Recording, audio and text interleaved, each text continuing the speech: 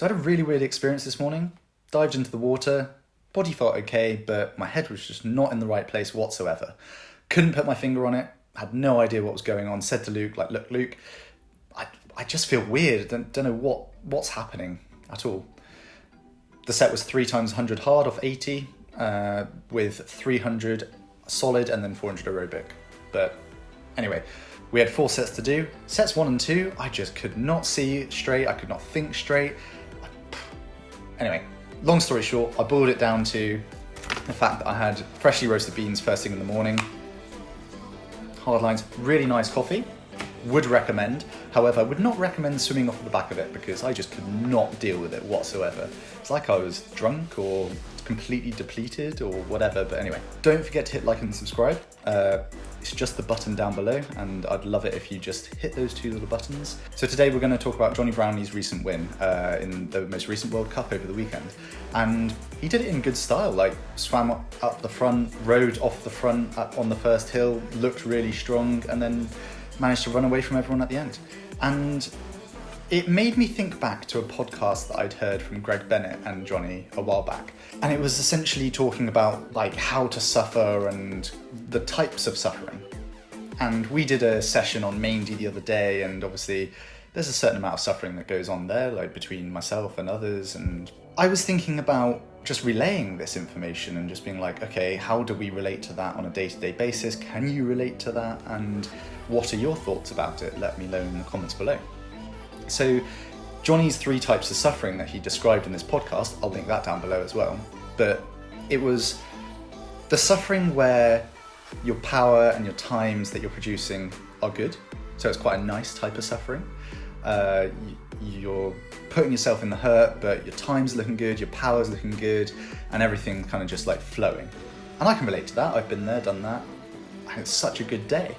It's that really satisfying type of suffering. On the flip to that, you've got the suffering where the times and powers aren't good, and you're just putting yourself in the hurt, and things are not going the way that you expected, and it's a bad day in the office.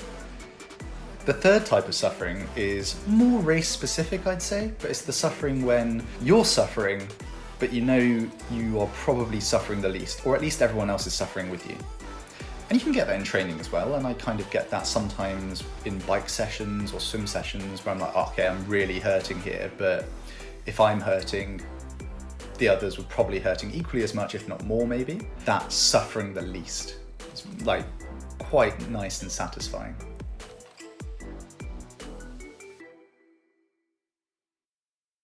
So then I thought, how can you deal with this type of suffering on a day-to-day basis? How do you make those times and powers more satisfying rather than the negative side of suffering? Can you suffer and be satisfied the majority of the time rather than not being the majority of the time? And a way to do that is obviously have a good idea of where you're at in terms of your ability and what times and powers to expect to be able to hit for certain sessions. The other one is setting up sessions correctly so that they're actually achievable for yourself, and that's really individual. So the sessions need to be constructed correctly in terms of work to rest ratios and the intensity that the work is done at. And then you think of the overall average rather than the individual reps. And that makes a massive difference, I think.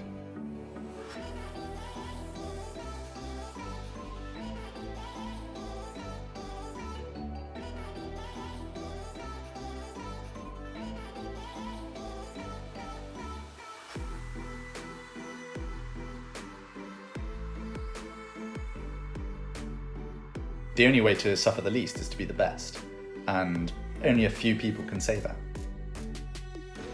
So hopefully that makes sense. Let me know in the comments below and we can have a bit of discussion or whatever about what you might be suffering within and how you deal with suffering.